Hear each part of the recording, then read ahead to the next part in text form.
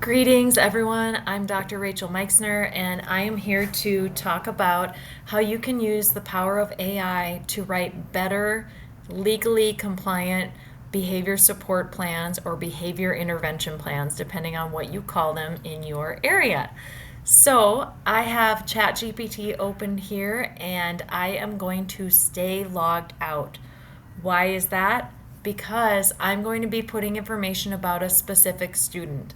Whenever you're entering information about a specific student, you want to make sure you never use the student's name or any identifying information, not your school name, not the staff's names, nothing. And then also to add another layer of protection, I like to stay logged out because nothing can be traced back to me. I just want to use ChatGPT, copy what I need, and then move on without any trace. So I'm going to choose stay logged out. Now, what I love about ChatGPT is it knows the law. It knows what it states in IDEA. So, imagine that a functional behavioral assessment is complete, or I have enough data, I'm ready to write a behavior intervention plan. And so I am going to say, write a behavior intervention plan for a student named, of course, student for data privacy,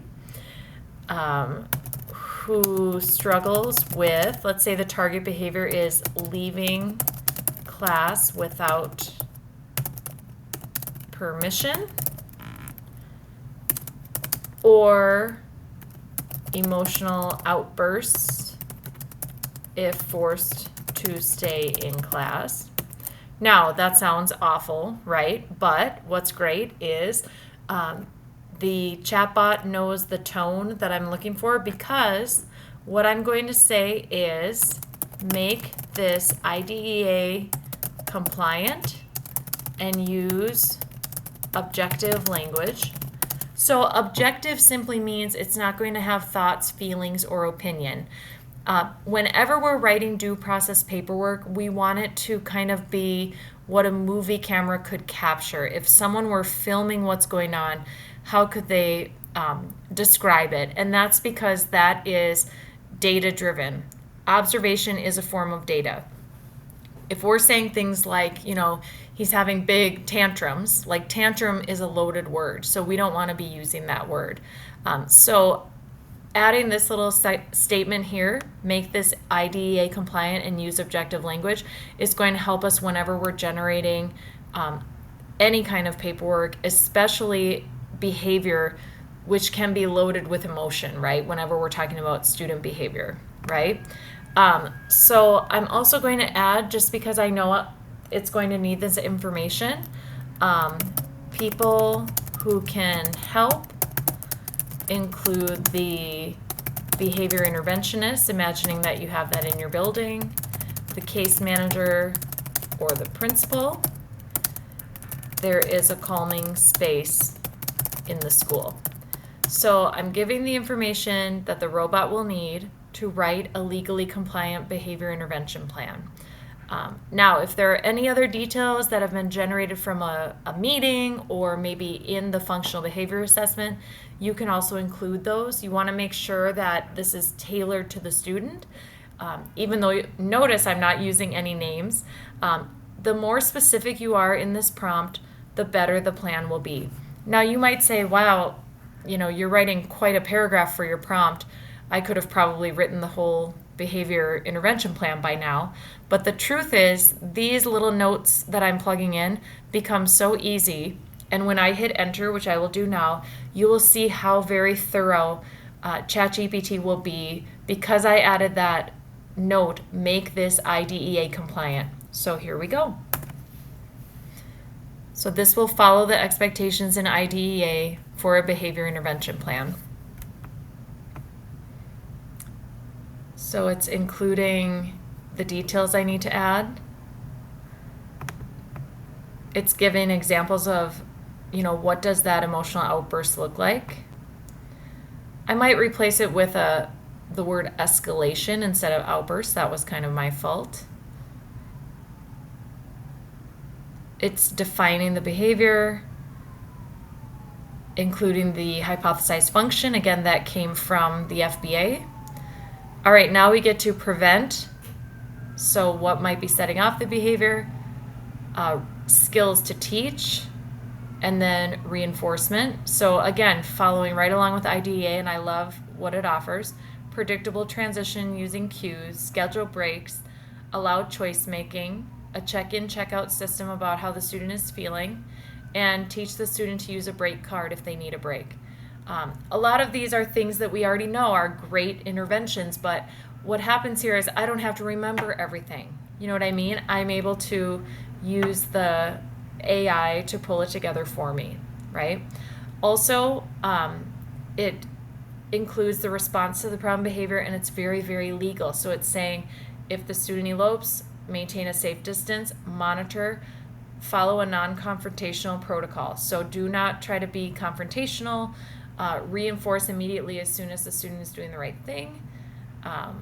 And it lists the personnel because I offered that in the prompt. Environmental supports, I mentioned the calming space, lightening the workload, using a visual schedule and using preferential seating so the student doesn't get overstimulated. Data collection monitoring, reviewing and revising the behavior intervention plan. Again, be sure you review this because you'll be held to it. So you really need to read through the entire thing. And then the required signatures. Beautiful, right? Now, it is possible that you would prefer this not to be in an outline format, because if you have to paste these into different fields in your, due process software, this might paste quite wonky. So one thing that I like to do is I might prompt it and I would say, first of all, I like the information. So I would say this information is great. Giving the robot a little compliment. However, I would say please regenerate without horizontal lines, Roman numerals, I don't want any of that, or bulleted lists. Keep the section headings and write each section in paragraph form. Now, maybe you like the bulleted list, so you would leave that, and that's just fine. But like I said, you can always refine what ChatGPT gives you. So when I hit enter, it will revise it to give me a paragraph for each section, which will be easier for me to paste into my paperwork software. And I have been all over the country and seen all different kinds of systems for how we generate paperwork using the computer. There are many, many different options in different districts. So there you have it in paragraph form, but it maintained those headings for me because those are helpful to help me organize the information as I'm transferring it into my software. All right, it's continuing to generate. And the thing I love about this the most is that I know it's legal. As I read it all over, obviously with my professional eye, which is so important, I make sure that it complies with what I want, but I know already that it knows the law and knows what is required. Now, one word of caution, one thing that ChatGPT loves to do is make these little statements back to me. So let me know if you like this as a Word doc. Please, please, please be careful to delete that every time, because that can be kind of a tell that you are using AI, which makes some people uncomfortable, even though, AI is the future and soon there will be less judgment about using it, but you obviously don't want this statement, let me know if you'd like this as a Word doc. You don't want that to end up on an IEP because it's confusing. And it will also do that at the top. So it has the certainly, here's the revised behavior intervention plan. Not good. Be sure you delete that. So what I'm going to do now is I would copy that over. I would put it onto a Google Doc in the student's file, and then I would have it to work with to transfer into the software. Another option is on Magic School. I definitely would use ChatGPT to write the complete behavior intervention plan, but I do want to note that Magic School does have a behavior intervention suggestions tool. So if you're not loving what it gave you, you could head on over here and let's say it's an 11th grader and we're working on elopement and emotional escalation, we'll say, / regulation. Those are the more professional ways to say an emotional outburst, right? Then if I want to, I could add more details from the FBA, but I probably wouldn't because what you're going to get from this tool is much more succinct. This is not a complete behavior intervention plan. These are just ideas for your intervention section.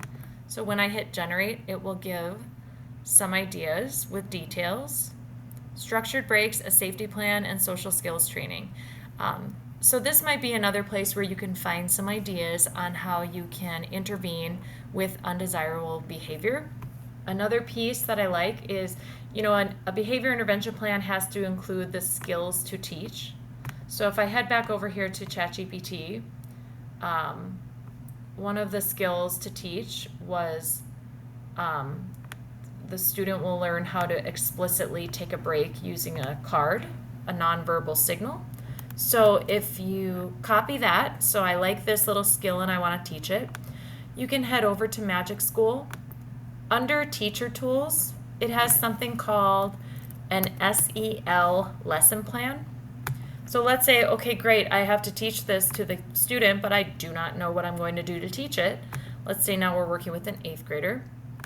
I can pull right from the behavior plan and paste this skill that I need to teach in order to comply with the behavior plan, right?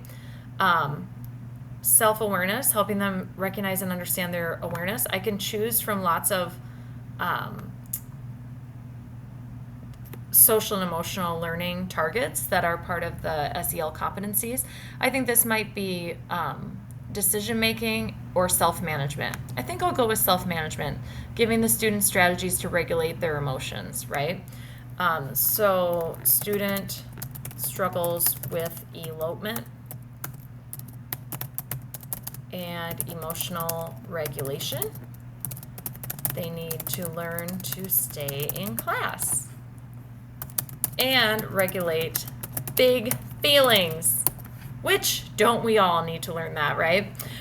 So once I've entered in that information, and remember I just pasted this from my behavior plan, which was generated by ChatGPT, I can hit generate and it will create a social emotional learning lesson plan, including an assessment, the key points I need to teach, opening, introduction, guided practice, common misconceptions.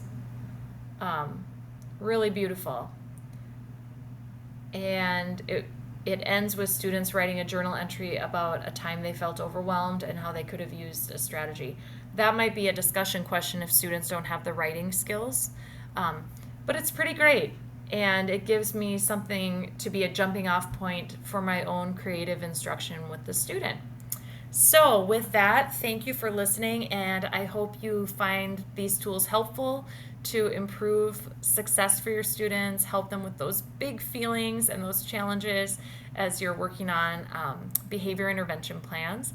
And I hope AI can free up your time so you can love and empower your students. Thanks.